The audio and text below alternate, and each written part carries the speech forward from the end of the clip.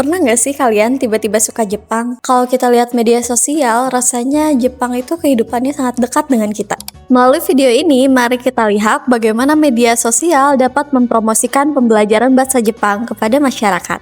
Untuk itu, kali ini saya akan mewawancara beberapa orang yang pernah belajar bahasa Jepang dan bekerja di bidang bahasa Jepang. Yuk, simak video kali ini. Assalamualaikum warahmatullahi wabarakatuh. Perkenalkan, nama saya Sahrul Aditya Akbar. Sering dipanggilnya Arul. Profesi saya saat ini sebagai staf administrasi di sebuah LPK.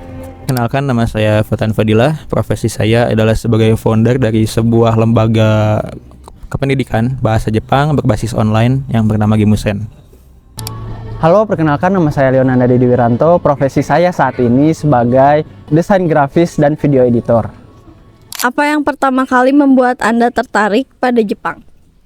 Saya pertama kali tertarik ke Jepang itu saat saya waktu kecil itu menonton acara TV yaitu bernama Benteng Takeshi. Di situ saya mulai tertarik. Oh, ini seru ya, ini acara apa gitu. Terus saya setelah beranjak dewasa, saya SMP SMK itu saya mulai mencari tahu gitu. Ternyata itu adalah dari Jepang gitu. Dari situlah saya mulai tertarik dengan Jepang. Ya, jadi sebelumnya saya tuh waktu kecil pernah nonton sebuah filmnya Jackie Chan. Jadi di situ tuh menceritakan Jackie Chan sebagai seorang imigran gelap gitu ya. Seorang imigran gelap, dia imigran di Jepang. Itu ada film tapi sebenarnya ini ya, filmnya tuh film aksi agak-agak sadis juga, tapi ya itu yang membuat saya tuh ternyata bahasa Jepang itu tegas gitu ya dibanding dengan bahasa yang lainnya. Itu sih yang bikin saya tertarik gitu. Untuk hal yang pertama kali saya tertarik dengan Jepang adalah jujur dengan 4 musimnya, karena Jepang adalah salah satu negara yang memiliki 4 musim. Lebih tepatnya saya penasaran dengan musim salju, karena di Indonesia sebagai negara tropis itu tidak ada musim salju. Apakah anime, manga, atau media sosial juga berpengaruh? Ya, berpengaruh. Saya setelah mulai di SMK itu saya mulai mencari tahu itu namanya anime gitu. Di situ saya mulai nonton anime dan ternyata anime itu sudah sejak saya kecil tuh sudah saya nonton. Ternyata Naruto itu anime gitu, Dragon Ball juga itu anime.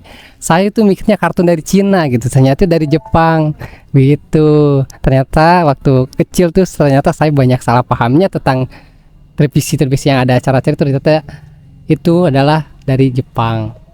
Menurut saya berpengaruh. Kenapa? Karena yang namanya animanga, budaya-budaya Kejepangan termasuk anime, manga, lagu, mungkin kayak novel-novelnya gitu juga ya.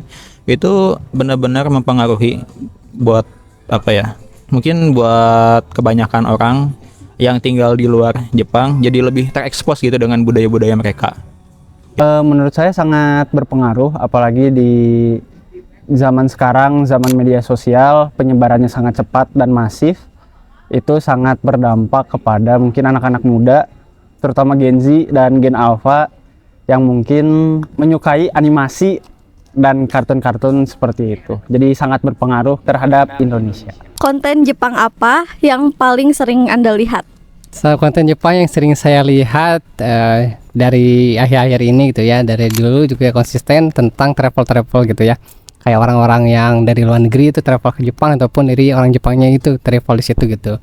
Saya suka juga konten-konten yang hiking ke gunung ataupun touring-touring menggunakan motor, sepeda gitu, kereta. Itu saya suka gitu, konten-konten seperti itu. Konten sih saya biasanya yang sekarang lagi sering dilihat itu lebih ke kosakata sebenarnya. Cuma kalau ditanya apa sih yang paling lebih senengnya sih lihat konten-konten lagu ya sebenarnya, dengerin lagu Jepang gitu, kayak cover atau yang dari lagu-lagu sana lah gitu.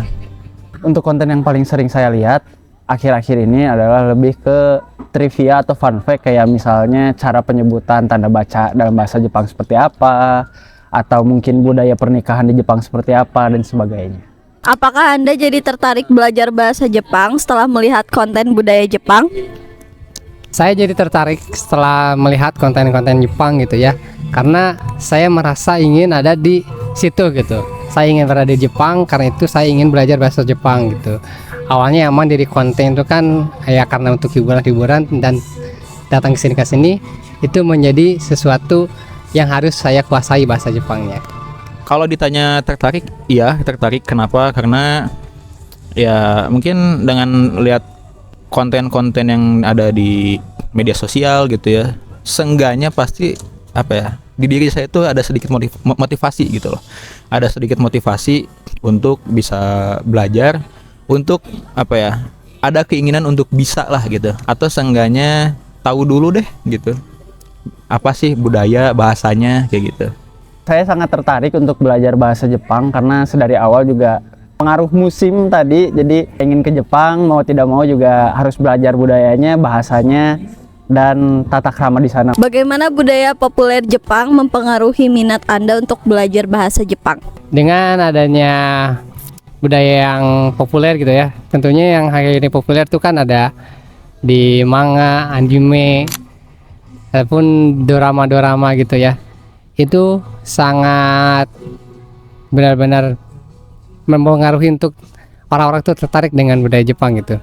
Karena itu kan bahasanya juga apa ya, anak muda banget gitu. Jadi anak muda tuh jika melihat sesuatu yang tren itu pasti akan mengikuti.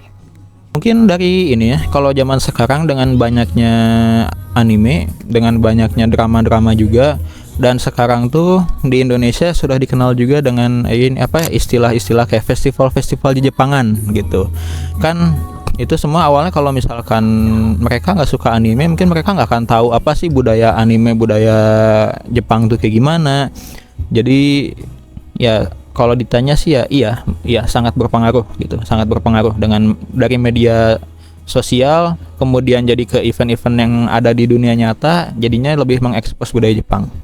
Saya budaya Jepang sangat mempengaruhi minat belajar karena mungkin yang dari tadinya melihat kartun gitu, jadi pingin tahu bahasanya, pingin tahu pola kalimatnya, atau mungkin ingin tahu sebagainya dari anime itu. Jadi untuk budaya Jepang sendiri itu sangat mempengaruhi belajar di Indonesia. Wah, ternyata setiap orang memiliki pengalaman cerita yang berbeda ya. Meski begitu, ternyata mereka semua memiliki satu kesamaan, yaitu mengenal bahasa Jepang melalui media digital. Dari berbagai pengalaman yang telah dibagikan, terlihat bahwa media sosial tidak hanya menjadi media hiburan saja, tetapi dapat menjadi pertemuan ruang antar budaya untuk dapat mengenal berbagai bahasa.